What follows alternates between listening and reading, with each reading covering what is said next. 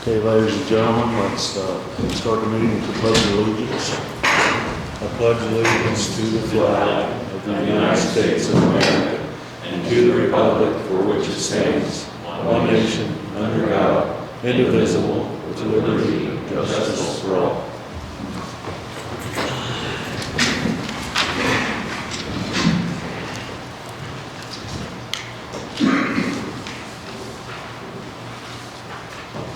So the first item on the agenda is an ARPA health resolution.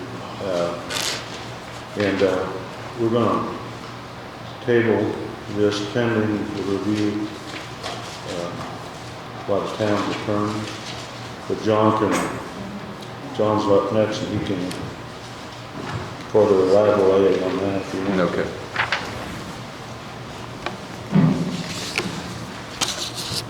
Yeah, rather than handling the resolution day, because the town does need to look at the contract, I thought it'd be a good idea just to bring you up to speed where we are with the health program at this point. And essentially, we got through some training a couple of weeks ago.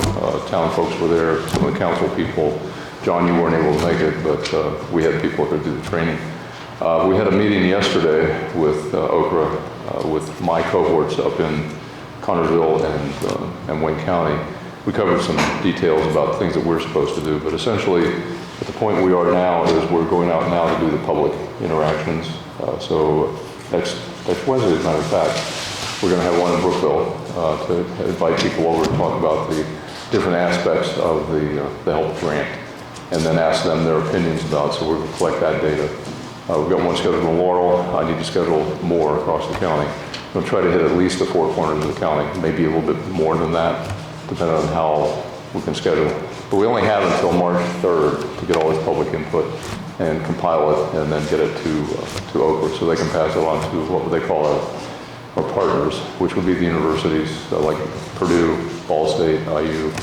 And there's a company called Civic Lab that we're working with to put together data, basically look at finances for the area, average salaries, things like that. Try to build a dashboard for you guys to look at to try to make decisions on prioritizing projects. The whole goal of this is to have a strategic investment plan for the county and for the town and look at the assets that we have and what might be a good product to put out that will last longer than we are in office. So that's where we are right now. We're still in the process, but also by the 27th I have to get the grant administrator hired, and we're talking to Okra about that this morning, and so I'll talk to him this afternoon too. But we have to advertise so many days in advance to put out the request for proposal. So, but we're in it. We're meeting our deadlines, and I intend to make sure we meet all the deadlines. Even if Okra says you got a few extra days, I want to try to meet that first deadline. So I hate playing catch up. So that's where we stand now. Yeah, I can chime in for a second. I sent a copy of the contract to Lynn Flutterman, the new town attorney. It's based off of what we've had in place with Wheatley Group, and the town and the county have been operating under for quite a while. So hopefully there's not any major hiccups with it, since it's been working under similar context. It's a pretty basic setup where it references the duties in a compensation sheet. It seemed like it worked with Wheatley, so I'd like to work on this one as well. Yeah, there was a contract that Okra sent to the commissioners, and Tom Wilson, because he was the president, they were able to sign that DocuSign that and get that back. They gave, basically we agreed to take the $20,000 they're going to send us to make up half of the salary. So that's all taken care of. It was a little delayed because when they sent it originally, Tom Winkle was president, but they put Todd Winkle instead of Tom. And so we had to send it back to them, have it redo it. But they sent it over, and Faye was able to work with Tom and the state to get a DocuSign and sent back in. So we're there. We still have to transfer money from economic development into that account as well. Because when we applied for this grant, both the town and the county had to commit to transferring $10,000 to make up for that difference. So half come from the state, 25% each from the town and the county. So we just need to get that process started. And Carl, I think, has to put together an account to put that in. So we're good. So we're making progress. Just move along and have patience. So, do you want me to go ahead and talk about the body cam things now? Yeah. Okay. Sheriff. You and your deputy. I'm going to let Sheriff Case do most of the talking, but I looked at the ARPA money that we had left, and that we have plenty to cover this. And the way it's written up, you guys have a copy of it, is that the entire cost is around $54,000, but they've applied for a $16,000 grant, which is probably going to come through pretty quickly. And if that happens, then we're only going to spend 30-some thousand instead of 54. But we have enough money to do that. But let me have him explain what they're going to do. I actually talked to him and his deputy, and it seems like a good system from the standpoint of this. It integrates with what they have already. And in other words, they have car cameras. Correct. And they don't have any body cams.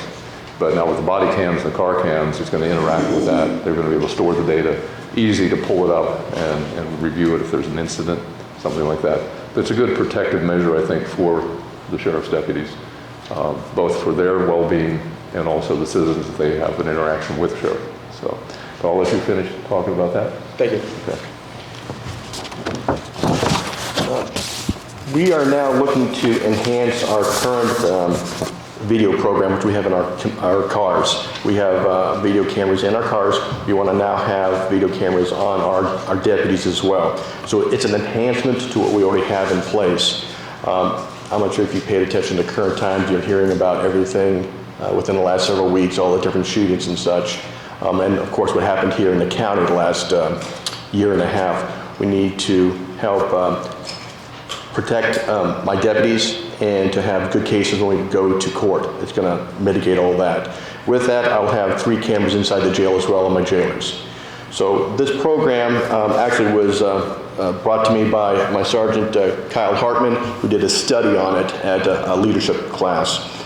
It'll be body cameras on the deputies. Everybody in uniform, when they go out there, take calls, will have that available. We'll formulate SOPs and regulations with that here in the future. It'll just enhance everything for full disclosure and transparency in what we have here. It's not sneaking on them, it's not prying in on them, it's basically good officer safety across the board. We're looking at having off-site storage. Currently, my video cameras in my commissions in my cars are being housed, the data is being housed at the Sheriff's Department. This storage will be in the cloud, and it's easily accessible by myself, my chief deputy, and I'm looking at having the prosecutor's office get involved with it too, so we can have electronic library set up where they can download it there. Bottom line, moving into this next generation of law enforcement, which is electronics. So we're looking at a warranty and everything going out to 5 years. With Motorola, we'll have cameras. After 3 years, they'll replace those cameras at no charge. Comes right in here, so we're having it updated. We need to have this in here. It's officer safety, transparency to the public, and learning procedure for us. We can go back and review everything. So that's what I'm looking at. Thank you. So anybody have any questions? You need an approval from us to spend ARPA money for the $38,000 if the grant is received. The grant has not yet been received, correct? The $16,000. I plan for the worst, hope for the best. So I'm asking for the total amount, which is I think $54,000. We have a grant of 16. Is that correct, Kyle? Yes. So I'm asking for the total amount. When we get the grant, I won't need the total amount. So I'm asking for the total amount. If we don't get the grant, we do get it, I will then ask for a reduction in that total amount. Okay.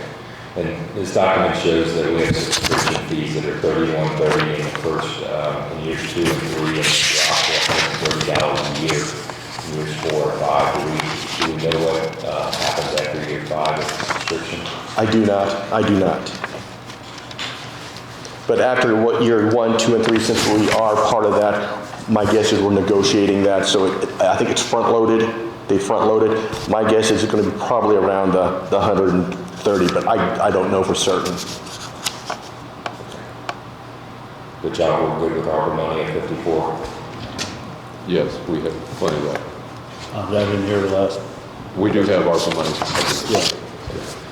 And I thought the way the sheriff presented was, let's ask the entire amount. If he gets his grant, then that just saves us some extra money. Right. But it's good to have it locked in that way if he doesn't get the grant, but I think there's a high probability he will. There is a high possibility, but again, like I said, I plan for the worst, hope for the best. Kyle is on point with the grant here, and we're waiting to hear back from them. So again, we're going to try to do everything we can to mitigate the amount coming from ARPA having the grant. And of course, we'll work with the auditor's office in that grant process. So, yeah. Then I'd make a motion that we approve the request of ARPA funds for 54,325 for the local body camp. I'll second it. Thank you, gentlemen. Thank you, John.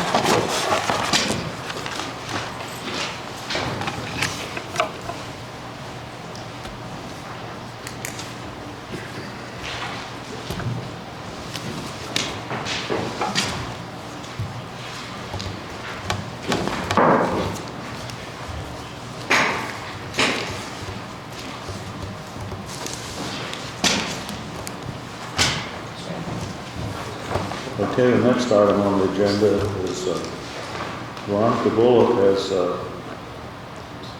going to talk to us about an American Citizen Planner. Before Veronica says anything, Oh, I'm sorry. this is not an ARPA expenditure. This would be money that we could use to train our APC staff and also the APC commission if we'd like to.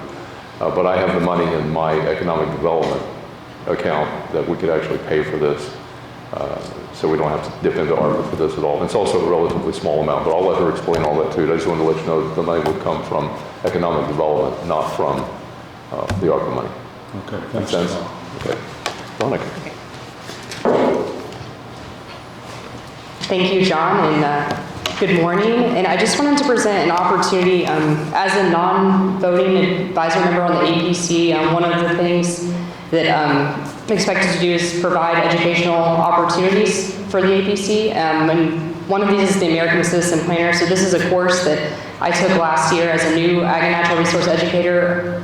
And we're advised to take this course just so we have a better understanding of how the area planning works and different zoning laws across the state. So last year I presented the opportunity to the APC, and the cost of $200 would seem to be the barrier to prevent anyone from taking the course. So I reached out to John to see if there may be any money in the county that we could use to support any of the APC members. They wanted to take advantage of the course, but essentially it's an online course that you can take at your own pace, and then they have 4 online webinars that you can also take, and then there's an exam at the end that you're allowed to take as many times as you need to pass. But essentially the point of the course is to walk through and to help teach anyone that's in a planning, zoning, area plan commission, advisory role of any sort to better understand their roles and responsibilities. So I just wanted to present the opportunity and provide that for the APC members if they were wanting to attend. So if you have any questions.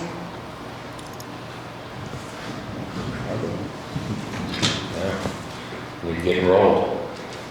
And John, you said that this money could be paid for upon approval of the person that wants to take the course. It's be paid from funds from economic development. Yes, and I'll say this without you can hear me. I think that the more our staff knows about zoning and looking at what's appropriate or not, I think that's a good economic development tool. That's why it can come from economic development. Yeah, and I have a few extra copies of the flyers if anyone here is interested in seeing one. Do you guys have a copy? I can give in front of you. Okay. But the course officially opens on March 1st, and you can register up through February 28th. So. I'd like to thank Veronica and John for taking the time to reach out and do this. I've seen that course, and as a member of the area planning board, we're actively trying to hire, as everybody knows, so this kind of rolls right in with everything that we're doing. So we have an executive session tonight for interviews, so we're going to be going through that. Hopefully can get some forward progress here, and then I highly recommend this to whoever that person is chosen. And then I think it's great for the board to do too. So everybody can use some help, and it sounds like good help. Yeah, and I took the course last year, and I found it, without having any area plan or zoning experience, very helpful in just understanding the basics. So for someone new, it can be helpful, but also for people that are more advanced, they have things for that as well. And another benefit is that since there are people from all over the state taking the course, you get to build a network with other area plan or advisory plan members and have them as resources as well. So does this offer certification in area planning? So you would become, they have a certificate that you get at the end as like a master citizen planner. Okay, that's good. Yeah. Because that's something that we definitely need to have behind the credentials of the person or our candidate that we choose. So not everybody's going to have those qualifications initially, but my thoughts are if we can get somebody hired and have them on an interim type hiring, provided they get that certification, I think that kind of helps meet some of the questions some people's had about the employment that we're trying to hire for. Any other questions? Thank you. Veronica. Thank you.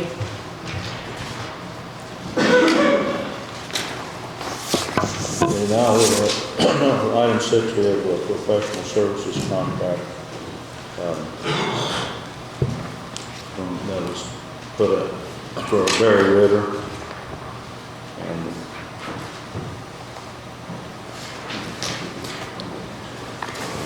Item 4, LPA consultant contract. Oh, Bridge I'm sorry, 31 I missed that. embarrassment. I apologize. Let's go back to item 4.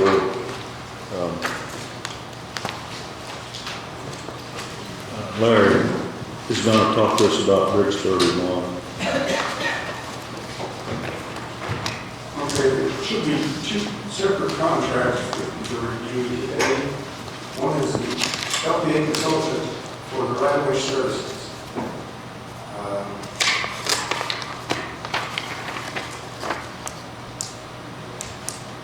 We need to approve that in order to keep the right-of-way moving.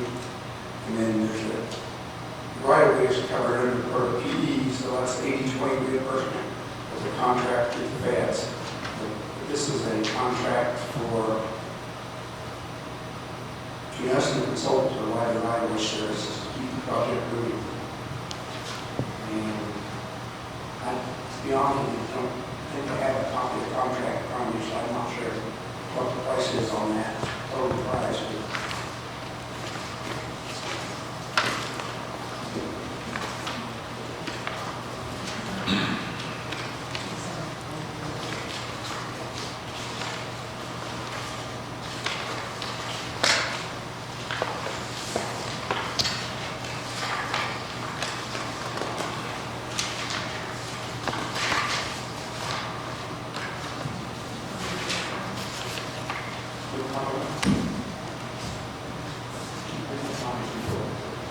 For $39,950. Larry, it's in Appendix D on page 24. $39,950. That'd be, I'd say, reimbursed 80/20. We will have some expense for the actual right-of-way that we pay the individuals out there. And that would be 100% our cost. It's not part of it. I don't have a total dollar figure on what that is, but there's 6 parcels and they're all 3/10 of an acre maximum, so it's not going to be an absorbent amount. You call it up the other 40,000. I'm sorry, can you speak into the mic? I can't hear you. What? I can't hear you. Can you speak into the mic? Okay. $39,900 for this contract for the right-of-way services between us and USI Consultant. It's an ongoing fairway project, Bridge 31. We will have, this is reimbursed through our PEs at 90, or at 80/20, 80% federal money, our 20% match. You have to pay that front, but then there will be a cost for the actual right-of-way itself. It's 100% our money, and probably there's 6 parcels, probably 3/10 of an acre max. And the total of those 6 will probably be less than 40,000. You just need to approve of that to keep it moving, keep the right-of-way services moving. That's our next next phase or the current phase on that project.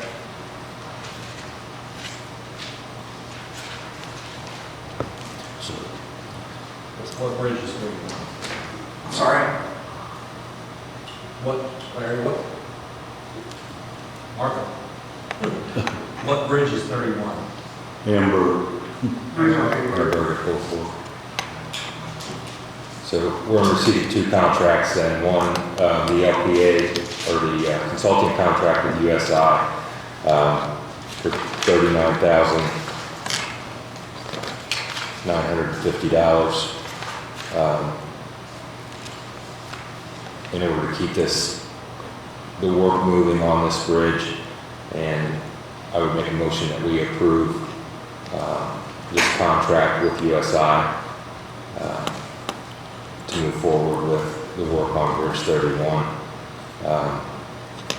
The second contract that we have here is from the state of Indiana, and they're looking at $1.8 million. We are going to table the signing of that contract pending further review of the bridge fund with the auditor. And then come back and get it. so I approve the first motion, and I agree, you need to look into it further. Yeah. And then the second motion would be that we table the signing of the contract with NDOT upon further review with the auditor and others of our bridge fund. If I can on that project, we do have enough money to do to meet the $455,000 anticipated cost for the construction. We do have that appropriated. What we're looking for is another $350,000 for construction and inspection. That will take place over probably a year, so we're looking at about $30,000 a month. Realistically, if it's bid in December, it won't be awarded until earliest in January. Contractor probably won't start till March or April. So our first bill for construction inspection is probably going to be in May or June. So we'll probably be after or around the time of our first bill in 2024. So there should be enough money to meet that roughly $30,000 that we'll have to have at that time. And then once again, we kind of discussed, we've already tabled, so I'll leave it at that. But there is something I want to discuss if I can. Any of these federal aid projects, we had in general, other than when we pay for the construction, we have to pay 100% of our portion of that. But in general, it's 80-20 money, and we have to front the 100%, and then we have to turn reimbursements in to get our 80% back. And what that does is that ties up a bunch of our funds in King Bridge that sit there for the most part, and then we get reimbursements, and those reimbursements go back into the fund presently, but they don't do anything as far as they're not appropriated for anything, so they just sit there until the next time the next budget. And what I'd like to do is be able to get your guys' approval to send a resolution or something to the council that says that any reimbursements for federal aid projects that come back into the county auditor's office, that money gets instantly returned to the fund or the account that it was taken out of. Which means we get a reimbursement of 80%, it can go right back in, and we can still spend it that year. What that'll do is that'll lower the total amount of money, instead of having like versus a $350,000, we can have a fraction of that, because it's going to take a whole year to spend it. Of that $350,000, only 20% or $70,000 is our local cost. But the way it is now, we have to have that $350,000 set in the account so that we can get reimbursements and then cover our $70,000. But if we did a resolution to put that money back in that fund, then we can use a fraction of that 350,000, let's say less than 100,000, maybe 80,000. And then once we turn the recovery reimbursement back in, that goes back and increases that money back up enough that we can pay more bills. But I guess I'm requesting the board to have the attorney prepare some kind of resolution that would trigger that, and the resolution basically asks the council to approve that. So eventually go to council will just approve on those federal aid projects, put that money back into those projects. That way, Do you understand what he's trying to say? I do, but what's the current practice, Carl? Where does that refund money go to currently? It would just go back into the cash balance, but I think what he's trying to say, like, instead of appropriating 150,000 for a bridge, you would only appropriate, like, say, 70,000, and then as they do work and ask for reimbursements, then those reimbursements just keep going into that appropriated line instead, so that way you're not tying up the 150, you're only tying up a small portion of the money, is what he's trying to say, I think. keeps our total amount of money that we have to keep in a particular line item for a bridge that we're reimbursements for, it keeps that total lower. And that's just for federal projects. Right, strictly for federal aid projects. And that would include our bridge inspections, and we've got Bridge 31, we've got Bridge 163. So I guess my question is, this is just for federal aid projects? Yes. Yeah. So what I'd ask you to do then is to work with Grant on drafting that resolution, so that we understood, and then we can get that approved. I'll second the motion. Okay. And with that, I just wanted to make sure that you would authorize Grant to work with me for that. That basically is what I'm trying to do. Absolutely. All right, thank you very much.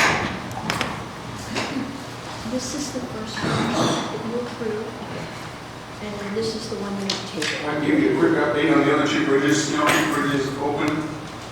It's completed. I don't think we've got our bill for the last half of construction. And the other structure we're working on, the main structure we're working on is along Gold Street, over Gold Street River Road.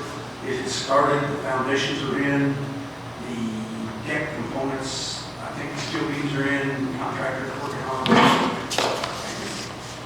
We'll be working on putting the grid deck down, and then it's all dirt work from there. And the county has much dirt work that we're going to try and do, so it gives us access to the opposite side of the street. So that's where we're at. It's probably 70% complete. Do we have an anticipated finish date on that bridge? No, but right now it kind of depends on the, probably the critical item now is probably the dirt work and the channel work. And we don't have a bunch of rain on that one. If county highway can say there's $5,000 tomorrow on the project, it's a line item, the way it's set up is the highway work to live places, then that doesn't get charged back to the county. So I think we can place it cheaper, and place it cheaper than what the contractor can provide. So that would knock about $200,000 off contract price. Now, it's going to be using our trucks and our manpower, our labor, and that's what we basically paid for in prison and MDH. We do have material stockpile to take down there. But, it's going to be, the dirt was going to become a critical item, go off, fishing, start getting much spring rain and stuff. If we can start that, we can't start it until the contractor gets the new bridge for, it's on the opposite side from Highway 1, where we move there, place it there. Correct. Okay, thanks, Larry. All right, thanks. So we have a professional services contract by Barry River that we need to approve. So the way I understand it, we had an addendum that was added to this that we've already signed at the October 25th meeting, but that was for phase one, and we need to sign the current one for it's due now. Is that correct? Okay, is that correct? Yes. So at the October 25th meeting in '22, the commissioners signed the addendum to this contract, but didn't sign the professional services contract itself. So I'd make a motion that we approve and sign the professional services contract for Barry Ritter. I second the motion.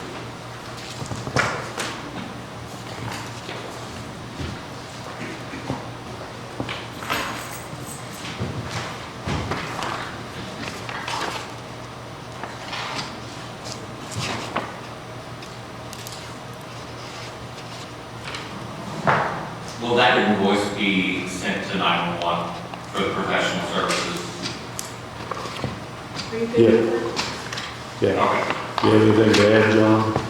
No, I'm just glad to see that we're moving forward to see what the 911 consultant can do for this community as a whole, so. Yeah, I should ask you to elaborate, but thanks.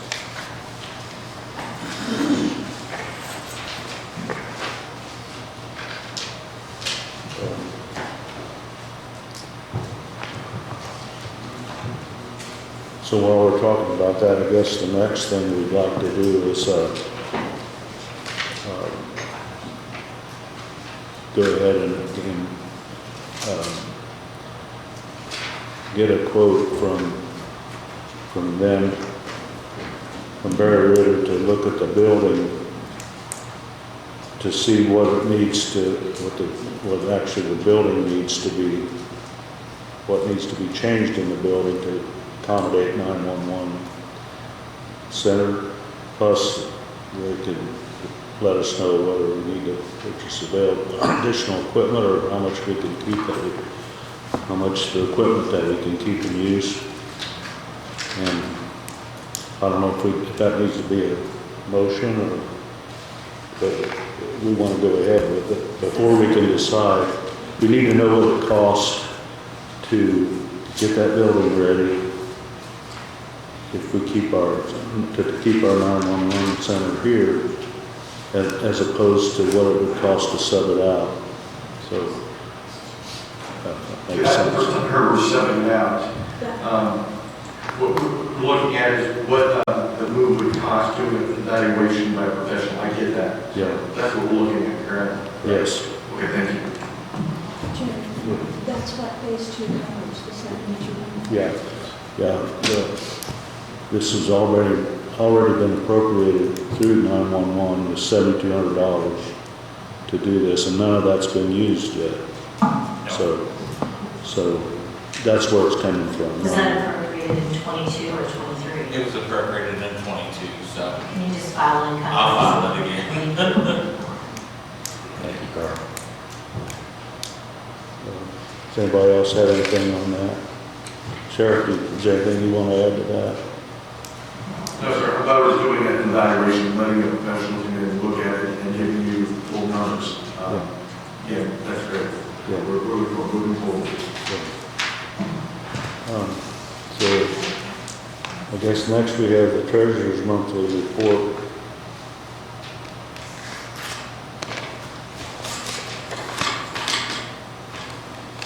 So I don't know how much of this you want read, but Jolene's not here, but I move to approve the county treasurer's monthly report. I second that motion.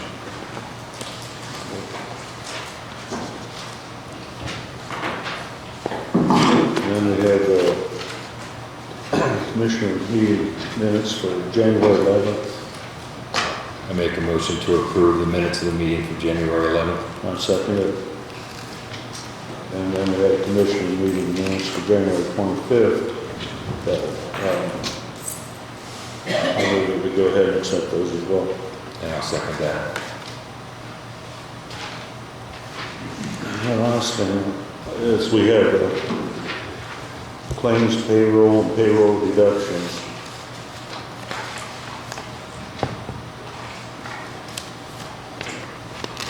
So we had regular claims of $434,338.55. The utilities were $110,784.40.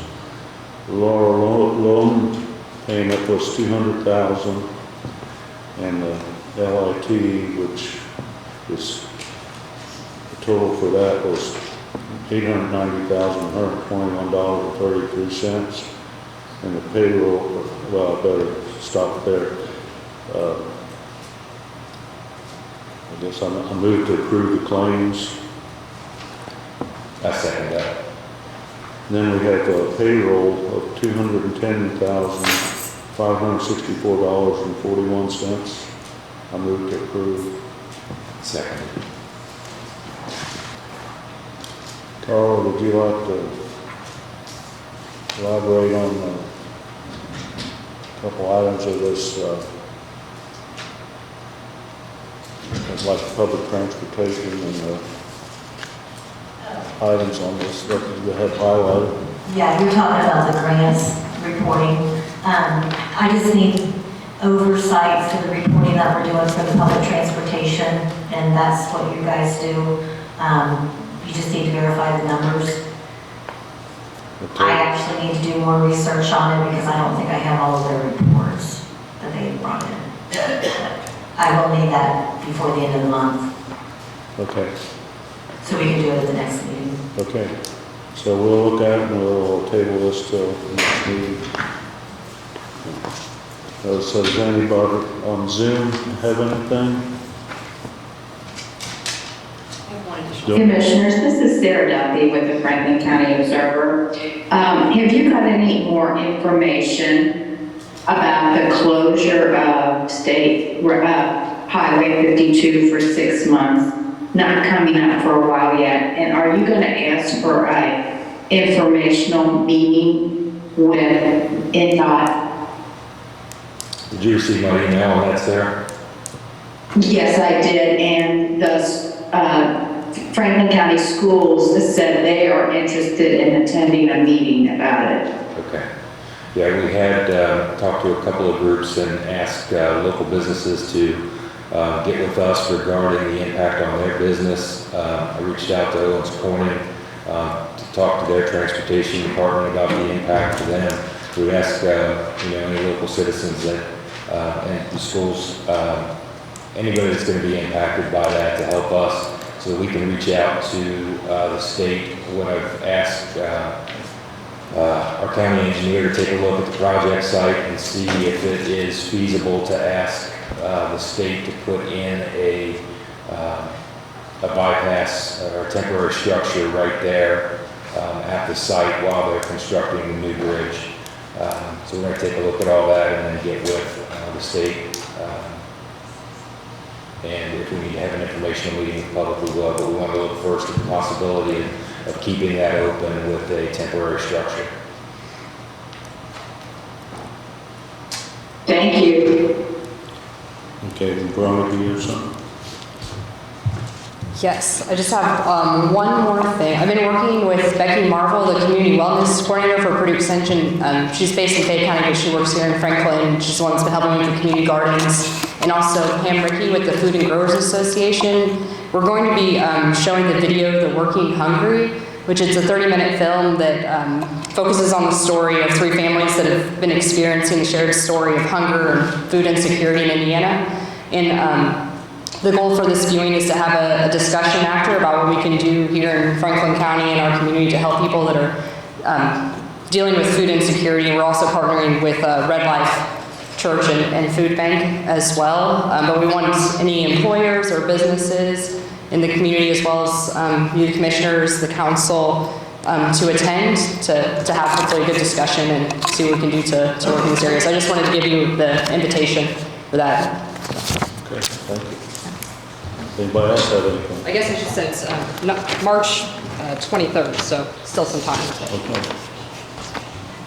Hi, it's Bridget Hayes. I just want to follow up on my question from last time about the deed for the state road or the old maintenance building. Is there any progress on getting that deed since it's been a year? I'll let Grant address that. Yeah, I think we determined the invoice has been paid and we're waiting on NDOT and following up with NDOT to see how long their process is. They go through multiple approvals whenever they move. So they normally just take forever. They go through like 3 or 4 different offices. But we're following up to see the invoice. Carla, the invoice hasn't been paid, is that right? Yeah, the invoice was paid in November, so I'm hoping they should have it here soon. They are slow. I've dealt with them before. It takes a long time. I just wanted to make sure that it was, somebody knew that it was out there and moving instead of just like underneath somebody's stuff on their desk, because it's been so long. Thank you. Thank you. I have one quick thing before we adjourn here. I know I missed the meeting last week regarding adoption of roads for the county. I apologize I wasn't there. I worked with Brian Metz with his development over on Georgesburg. So there hasn't been many roads that's been adopted in quite some years. So I wanted to ask if there was going to be, or would like to request, if we don't have a policy or anything like that, to the commissioners to take a look at that and consider adopting a policy on how to adopt roads or take roads into the county system. Because with all the ready money and everything everybody's talking about, there's going to be some more stuff that's going to come our direction. So it'd be nice to have that policy or process, excuse me, in place so that when somebody does want to build a new road for multiple lots of subdivision, they know what they need to do for that. So, and I passed out 2 different counties. One of them I like, it's nice and simple. This is a reference for you guys to look at to see if it'll help you, and I'll hand that over to Grant as well too. So that you, and if you want to look at other ones in other counties, that might be helpful too. Okay. Okay, thanks, Rob. Thank you. Okay, if nobody else has anything, I make a motion to adjourn. I second that.